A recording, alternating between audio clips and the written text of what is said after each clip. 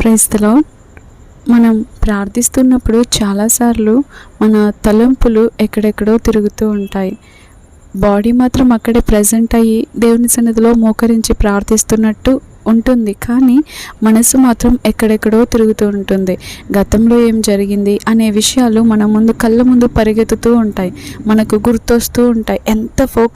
ఎంత ఫోకస్డ్గా అంటే మనం దేవుని వైపు చూస్తూ దేవుణ్ణి ధ్యానిస్తూ మనం ఎప్పుడైతే ప్రార్థిస్తామో దానికి వచ్చే ప్రతిఫలం చాలా త్వరగా వస్తుంది. చాలా ఈజీగా మనం అడిగిన దానికి జవాబును పొందుకోగలుగుతాం. అందుకే అపవాది మనం ఫోకస్గా అంటే దేవునిపై మన దృష్టిని నిలిపి ప్రార్థించకుండా అడ్డగించాలని అనేక ప్రయత్నాలను చేస్తూ దానిలో ఒక అగ్ని బాణమే ఇది. మనం ప్రార్థిస్తున్నప్పుడు మన తలంపులను చెదిరిపోయేలాగా చేస్తూ ఉంటాడు. మనం ప్రార్థిస్తున్నప్పుడు గతం గూర్చిన తలంపులు, ప్రస్తుతం గూర్చిన తలంపులు, అమ్మో అప్పుడు అలా జరిగింది, ఇప్పుడు ఇలా జరుగుతుంది, తర్వాత ఎలా ఉంటుందో, నా జీవితం ఏమైపోతుందో, నా భవిష్యత్తు ఏంటో, నా బిడ్డల జీవితం ఏంటో, నా కుటుంబ పరిస్థితి ఏంటో, నేను ఎలా ఉంటానో, ఎలా జీవిస్తానో, నాకు అది జరుగుతుందో లేదో, నేను పొందుకుంటానో లేదో అనే భయాలు మన ముందుకు తీసుకొస్తూ మనకు తలంపులుగా తీసుకొస్తూ ఉంటాడు. అప్పుడు మనం వాటికి భయపడి బెదిరిపోయి మన మనస్సుని చెదరగొట్టుకుంటూ మన తలంపులచే మనం బాధించబడుతూ ఉంటాం. ఎప్పుడైతే ఒక వ్యక్తి ఫోకస్గా దేవుని వైపు చూస్తూ సింహాసనాసీనుడైన దేవుని వైపు చూస్తూ ప్రార్థిస్తాడో తప్పకుండా జవాబు చాలా ఈజీగా సునాయాసంగా పొందుకోగలుగుతాడు. మన తలంపులు ఈ రీతిగా చెదురుతూ ఉంటే మనం సరిగ్గా ప్రార్థించలేకపోతాం. అది ఆలోచిస్తూ ఇది ఆలోచిస్తూ, అందుకే నేను ఒక మాట రాసుకున్నాను, పరిస్థితులను చూస్తూ కాదు ప్రభువును చూస్తూ ప్రార్థించు అని రాసుకున్నాను. అవును, మనం ఎప్పుడైతే పరిస్థితుల వైపు చూస్తూ ప్రార్థిస్తామో, వాటిని ధ్యానిస్తూ, వాటిని ఆలోచిస్తూ, వాటిని కళ్ళ ముందు పెట్టుకొని ప్రార్థిస్తామో కొన్ని నిమిషాల్లోనే మన ప్రార్థన అయిపోతుంది. తర్వాత ఏం చేయాలో తెలియదు. కానీ ఎప్పుడైతే సింహాసనాసీనుడైన దేవుని వైపు చూస్తూ ఆయన ధ్యానిస్తూ మనం ప్రార్థిస్తామో తప్పకుండా గంటల తరబడి చేయగలుగుతాం. దాని ఫలితం కూడా త్వరగా పొందుకోగలుగుతాం. అందుకే దావీదు భక్తుడు అంటారు, నా కళ్ళ ఎదుట నేను ప్రతిష్ఠించుకొని ఉన్నాను, నిన్నే చూస్తున్నాను అనే మాట ఉంటుంది. ఈరోజు మీరు కూడా ఇటువంటి సమస్యతో బాధపడుతున్నారా? ప్రార్థన వేళలో మీ మనసు చెదిరిపోతుందా? నానా రీతిలుగా మీ తలంపులు తిరుగుతున్నాయా? గతం గూర్చిన తలంపులు, ప్రస్తుతం గూర్చిన తలంపులు, భవిష్యత్తును గూర్చిన తలంపులు మీ ప్రార్థన సమయాన్ని దొంగిలిస్తూ మీ తలంపులను పాడు చేస్తున్నాయా? మీ ప్రార్థనలకు ప్రతిఫలం రాకుండా అవి అడ్డుకుంటూ మిమ్మల్ని కృంగజేస్తూ ఉన్నాయా? నేడు క్రైస్తవుడు గంట ప్రార్థనలోనే లోకమును చుట్టి వచ్చేస్తున్నారు అని సర్వే తెలియజేస్తుంది. ఇటువంటి ప్రార్థనలకు ప్రతిఫలం ఎప్పటికొస్తుందో రాదో నాకు తెలియదు, కానీ ప్రార్థనలో మనం ఏక మనస్సుతో వాక్యం సెలవిస్తుంది, ఏకీభవించి ఎక్కడైతే ఇద్దరు ప్రార్థిస్తారో దేవుడే స్వయంగా అక్కడ ఉంటాడంట. మనం ఈ రోజుల్లో సంఘాల్లో కానీ సమాజంగా కానీ ఇంట్లో కూడుకున్నప్పుడు కానీ అందరం ప్రార్థిస్తాం, కానీ కొందరు మాత్రమే ఫలితాలు పొందుకోగలుగుతారు, కొందరు పొందుకోలేరు. ఎందుకంటే కారణం వారు ఏకీభవిస్తారు, ఏక మనసుతో ఏకాగ్రతతో ప్రార్థిస్తారు కాబట్టి వారు కార్యం చూడగలుగుతారు. ఏకీభవించి ఈరోజు మనం ఏకీభవిస్తాము, కానీ మనసు ఎక్కడో తిరుగుతూ ఉంటుంది. మన మనసు ఏకీభవించాలి, తలంపులు ఏకీభవించాలి, వారితో పాటు కలిసి అప్పుడు ప్రార్థిస్తే మనం గొప్ప కార్యాన్ని చూడగలుగుతాం.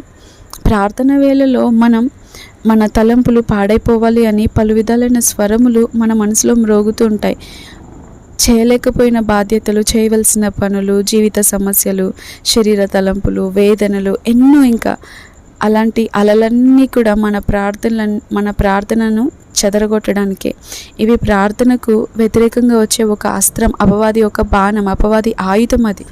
ఇలా మనసు చెదురుతూ ఉన్నప్పుడు, వేరే ఆలోచనలు వస్తున్నప్పుడు, దేవునిపైన దృష్టి కేంద్రీకరించి ప్రార్థించలేనప్పుడు మనం గంటలు ప్రార్థించినా కూడా దానికి బదులు ఒక 5 నిమిషాలైనా ఏకాగ్రతతో దేవుణ్ణి చూస్తూ ప్రార్థిస్తే దానికి వచ్చే ఫలితాలు చాలా గొప్పగా ఉంటాయి. ప్రార్థన వేళలో చెడ్డ తలంపులు వచ్చి మిమ్మల్ని తొందర పెడుతున్నాయా? చాలామంది ఈ రోజుల్లో చెప్తూ ఉంటారు, యువకులు మెయిన్గా యవనస్తులకి ఇలాంటి ప్రాబ్లం ఎక్కువగా వాళ్ళు ఫేస్ చేస్తూ ఉంటారు. అయితే ఇలాంటి తలంపులు మనల్ని అపవిత్రపరచుట కాదు, కానీ మన ప్రార్థన జ్వాలను ఆర్పుటకే వస్తూ ఉంటాయి. అవి తలంపులు చెదిరిన వెంటనే ప్రార్థనను ఆపేస్తే సాతానికి ఇంక విజయం వచ్చినట్టే. ఆ ప్రార్థన వేళలో మన తలంపులు ఆ రీతిగా మనల్ని చెదరగొడుతూ మన ప్రార్థనా సమయాన్ని దొంగిలించడానికి వచ్చాయి అని మనకి తెలిస్తే దాన్ని ఏ రీతిగా జయించాలో మనం అభ్యాసం చేసుకోవాలి. కొందరు పాటలు పాడి మరలా వారి యొక్క ఏకాగ్రతను దేవునిపైకి కేంద్రీకరించుకోగలుగుతారు.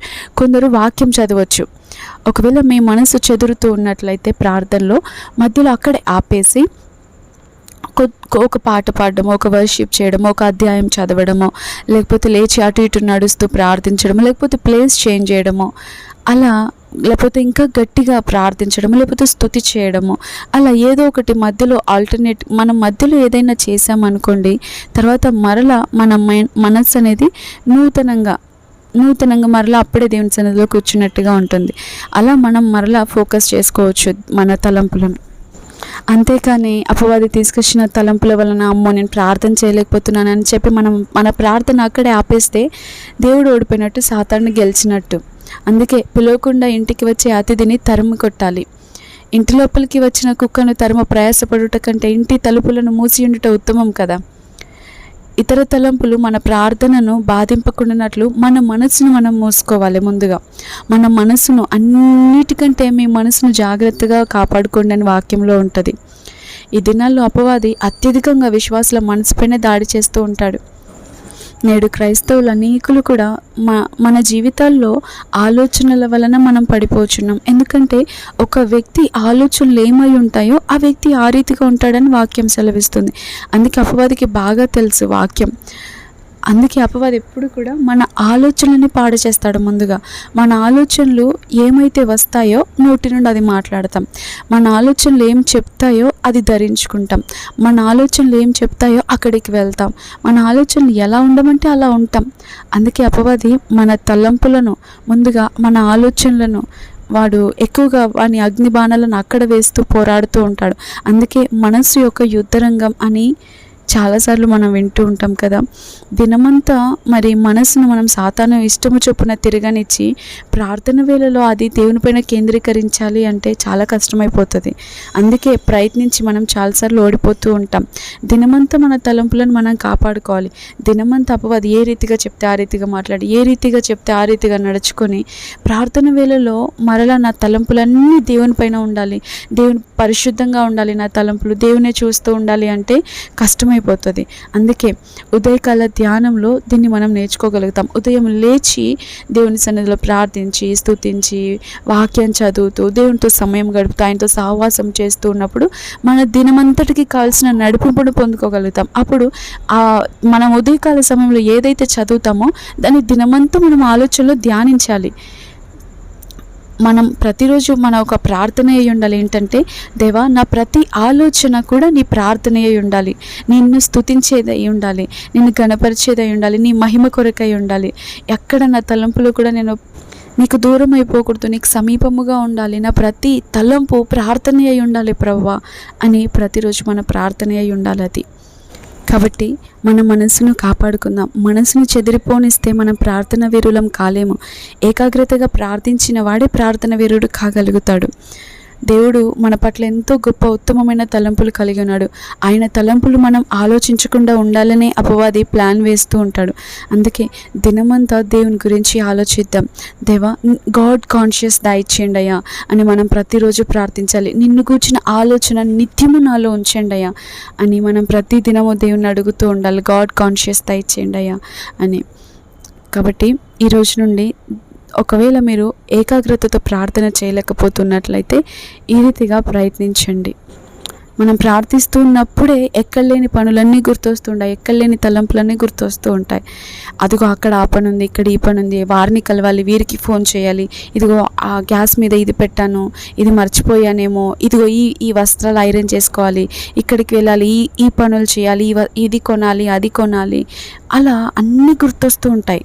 ఇదిగో ముఖ్యంగా ఇంకొకటి ఏంటంటే, మనం ప్రార్థిస్తూ ఉన్నప్పుడే ఫోన్ కాల్స్ వస్తూ ఉంటాయి. వారెవరో తెలీదు, కొన్నిసార్లు మనల్ని డిస్టర్బ్ చేయడానికి అపవాది ఆ రీతిగా కూడా ప్లాన్ వేస్తూ ఉంటాడు. ఎప్పుడు చేయని వారు కూడా ఫోన్ చేస్తారు అప్పుడే కరెక్ట్గా.